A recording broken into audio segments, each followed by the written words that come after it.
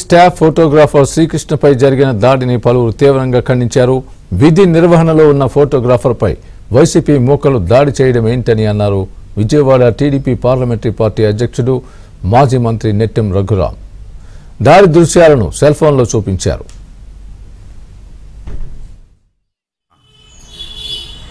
అనంతపురం జిల్లా రాప్తాడ్లో జరిగినటువంటి జగన్మోహన్ రెడ్డి సిద్ధం సభలో ఏబిఎన్ ఆంధ్రజ్యోతి విలేకరిపై జరిగినటువంటి దాడిని ఖండిస్తా ఉన్నా.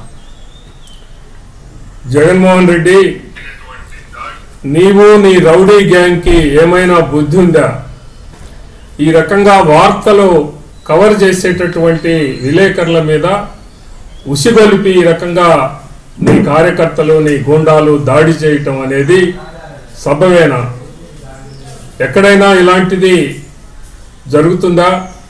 కేవలం నీ లోపాలు కప్పిపుచ్చుకోవటానికి ఆంధ్రజ్యోతి అన్నీ కూడా బయట పెడుతుంది అనేటటువంటి ఉద్దేశంతో ఎప్పటికప్పుడు నీ సభల్లో ఆంధ్రజ్యోతి మీద ఉక్రోషాన్ని వెళ్ళగక్కుతా ఉన్నావు. ఈ రకంగా నువ్వు మరి స్వేచ్ఛని హరిస్తా ఉన్నావు. రాజ్యాంగంలో పేర్కొనబడినటువంటి ప్రతి ఒక్కళ్ళకి ఉన్నటువంటి స్వేచ్ఛని నీవు ఆపుతా ఉన్నావు. ఈ రకమైనటువంటి దుర్మార్గాన్ని ఎవరు కూడా సహించలేరు.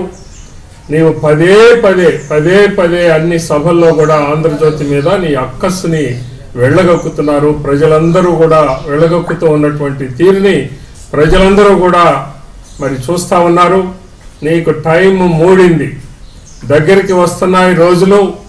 నీవు ఆ ఫ్రస్ట్రేషన్ తోటి నీవు అలాగే నీ గూండాలు, నీ కార్యకర్తలు అనబడేటటువంటి గూండాలు ఫ్రస్ట్రేషన్ తోటి ఈ రకమైనటువంటి చర్యలకి మరి పాల్పడుతూ ఉన్నారు. ప్రజలు దీనికి తప్పనిసరిగా